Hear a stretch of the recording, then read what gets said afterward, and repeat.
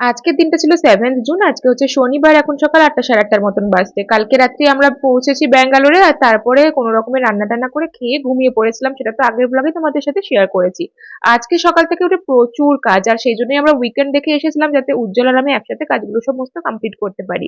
আর অসীমা যেহেতু এখনো পর্যন্ত আসেনি, তাই রান্নার দিকটাও আমাকে দেখতে হচ্ছে।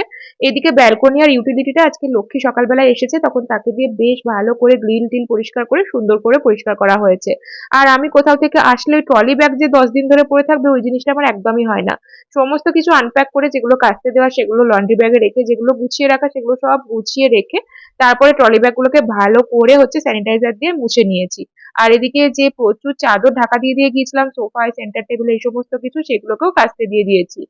ব্যাঙ্গালোরের ওয়েদার তো বলা যায় না, এখন কয়েকদিন যখন রোদ আছে তখন ভাবলাম জিনিসপত্রগুলো কেচে নিই যতটা কাচা যায়।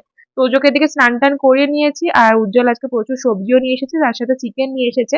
এখন প্রায় 12:30 পৌনে একটার মতন বাজছে। চটপট করে আমি হচ্ছে আলু দিয়ে চিকেনের ঝোল বসিয়ে দিলাম, কারণ তোজো আবার 1:30টার মধ্যে খাবে, ওর খিদে পেয়ে গেলেও একদমই সহ্য করতে পারে না, চিকেন রান্না করতে বেশিক্ষণ লাগেও না। এদিকে উজ্জ্বল স্নান টান করে হচ্ছে, আমি যে লক্ষ্মীনারায়ণটা নিয়ে এসেছিলাম, দিদি আমাকে গিফট করেছিল আর কি, তো সেটাকে আজকে ঠাকুরের আসনে বসিয়ে ভালো করে পুজো দেওয়া হলো।